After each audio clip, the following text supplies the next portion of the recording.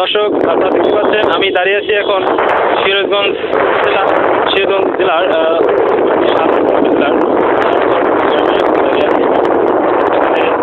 সুন্দর একটি মনোরম দৃশ্য দেখতে পাচ্ছেন। এখানে যে সুন্দর পানি, বর্ষাকালে আরো অনেক পানি হয়, এই রাস্তাটা অনেক মাটির নিচে তলিয়ে যায়, পানির নিচে তলিয়ে যায়। আমরা এখানে গ্রামের অনেক এখানে ঘুরতে এসেছেন। আজ পবিত্র ঈদুল আজহা উপলক্ষে ওনারা এখানে ঘুরতে এসেছেন, অনেক রাত পর্যন্ত এখানে থাকেন। তো আমরা এখানে ঘুরতে আসা কিছু দর্শনার্থীর সাথে কথা বলবো। ভাই, আপনি কোথা থেকে এসেছেন? আপনি কোথা থেকে এসেছেন? আমি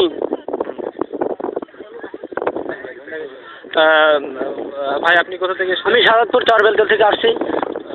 এখানে আপনি কি প্রতিদিন আসেন নাকি? আমি এখানে প্রতিদিন আসি, আর এখানে দেখা যায় অনেক লোকজন, এখানে মনোরম পরিবেশ, আশেপাশে গ্রামের রাস্তাঘাট দেখা যায়, অনেক দিক দিয়ে খাল বিল আছে। তারপর যে এখানে মনোরম পরিবেশ, আকাশটা খুবই দেখা যায় যে বিকেলবেলা একটু নর্মাল হয়, বৃষ্টি বাদল দেখা যায়, কিন্তু তবুও বিকেলবেলা আমরা এখানে আসি, সবাই বসে থাকি, অনেক কথাবার্তা বলি, দেখা যায় অনেক কিছু দেখা যায়।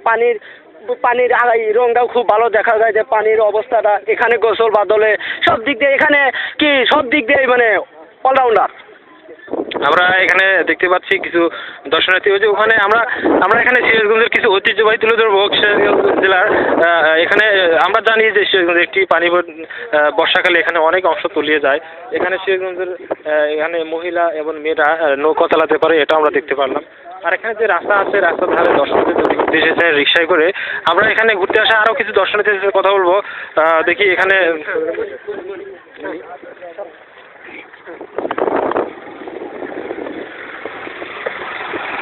ভাই, আপনি কোথা থেকে এসেছেন? আমি সাদাতপুর চরবেলতল থেকে আসছি। আসলে এখানে আমি মাঝে মাঝে আসি। তারপরে আজকে ঈদুল আজহা উপলক্ষে এখানে আসছে। এখানে আমাদের মনে করেন আশপাশে গ্রাম থেকেই অনেকে আসে, এখানে আসে সবাই এখানে মুক্ত হাওয়ার জন্য এখানে আসে মনটা অনেকটা পরিবর্তন হয়। এখানে আসা সবাই আমরা সময় কাটাই। আমরা যে দেখতে পাচ্ছি এখানে প্রতিদিন যেরকম মানুষ হয়, আজকে ঈদ আজহা উপলক্ষে অবশ্যই একটু আমার মনে হচ্ছে অনেক বেশি দর্শনার্থী এখানে এসেছেন। তো আমরা আরও কিছু দর্শক রয়েছে এখানে। আপনার নামটা বলুন ভাই। আপনি এখানে কি প্রতিদিন আসেন নাকি শুধু ঈদুল আজহা ঈদুল ফিতর উপলক্ষে আপনি এসেছেন? জি না, আমি এখানে প্রতিদিন আসি।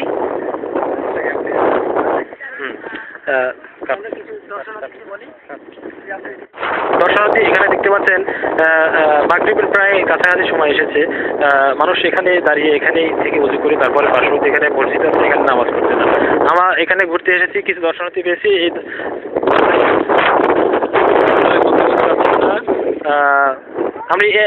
আপনি কোথা থেকে এসেছেন? আমি চরবেলতল থেকে এসেছি। আপনি কি এখানে প্রতিদিন আসেন? আমি এখানে প্রতিদিন আসি, কারণ এখানে আমার পাশেই বাড়ি।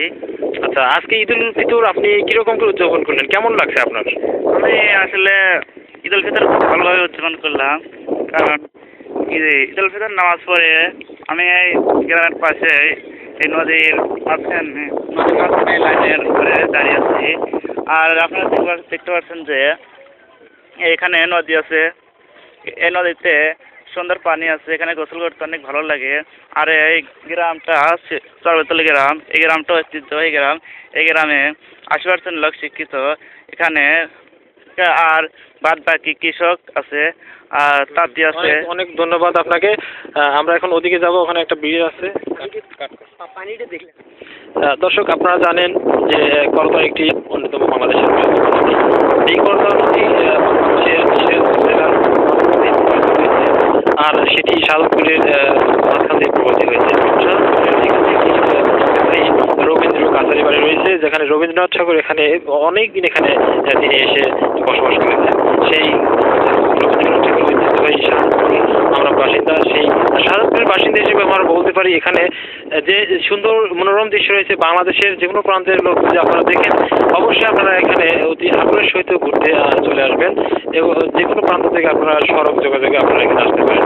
আর এখানে সাদতপুর উপজেলা অবশ্যই একটি শিক্ষিত, এবং এখানে শিক্ষার হার এমন বেশি যেখানে শিক্ষা প্রতিষ্ঠান অনেক বেশি।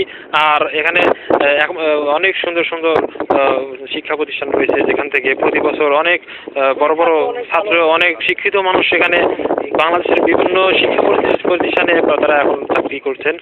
আমরা এখন চলে যাব পরবর্তী একটা সিনারি দেখবো। আমরা একটু সামনে দেখবো যে সামনে কি আছে। আপনারা দেখলেন চরবত্তর গ্রামের সিনারি কিছু বাসিন্দা। ওই ওখানে দেখতে পাচ্ছি আমি এখানে সিরাজগঞ্জের এখানে মহিলা মেয়েরা এখানে নৌকো চালাতে পারে, আমরা সেই সিনারি এখানে দেখলাম। তো আমরা আরেকজন দর্শককে পেয়েছি যিনি অনেকক্ষণ হলো আমার সাথে কথা বলতে চাচ্ছেন। আমি চ্যানেল 24 থেকে এসেছি। আপনি এখানে চরবত্তর আপনি কোথা থেকে এসেছেন? আমি আসছি এই পাশের গ্রাম থেকে। এখানে আমার এসে অনেক ভালো লাগছে। আপনি দেখতে পাবেন এখানে অনেক লোক অলরেডি।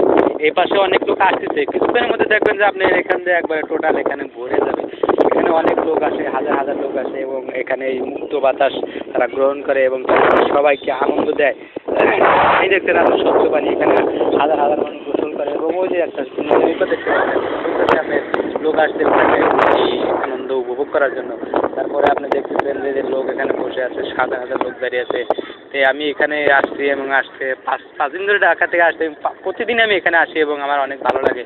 এবং ঢাকা জায়গায় আমরা এই জায়গাতে তো আমরা প্রতিদিন আমরা বলি যে আমাদের এলাকায় একটি জায়গা আছে, ঐতিহ্যবাহী একটি জায়গা, সেখানে আমাদের সবার ভালো লাগে এবং আমরা আনন্দ উপভোগ করি। প্রতিদিন রাত 10টা 11টা 12টা পর্যন্ত আমরা এখানে বসে থাকি। এবং আপনার ঈদের ভিতর আজকে সারাদিন কি করলেন? আপনার ঈদটা কেমন কাটলো?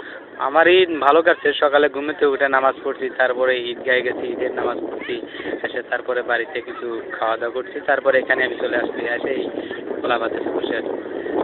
আপনারা দেখলেন সিরাজগঞ্জ জেলার অন্তর্বর্তী শাহজাদপুর উপজেলার চরবত্তর গ্রামের ঐতিহ্যবাহী এখানে একটি নাম দেওয়া হয়েছে। এটা পশ্চিমপাড়া। এই পশ্চিমপাড়ার এখানে সামনে দেখতে পাচ্ছেন ওই যে একটা ব্রিজ থেকে দেখেন একটি ঐতিহ্যবাহী দর্শনার্থীদের জন্য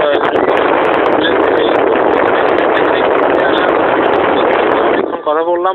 কথা শুনে আমি বুঝতে পারলাম চরবত্তর গ্রামের যে এই রাস্তাটি এখানে তৈরি করা হয়েছে, এটি রাস্তা আসলে বললেই ভুল হবে, এটি একটি বাঁধের মতো হয়ে গেছে, এটি নদীর মতো। এখানে বিকেলে যারা ঘুরতে আসেন তারা অনেক উপভোগ করেন। এই যে সমুদ্রের মতো প্রায় নদীর পানির মতো দেখতে পাচ্ছেন। আপনাদেরকে অনেক ধন্যবাদ জানিয়ে আমি আবার ফিরে চলে যাচ্ছি চ্যানেল 24-এ।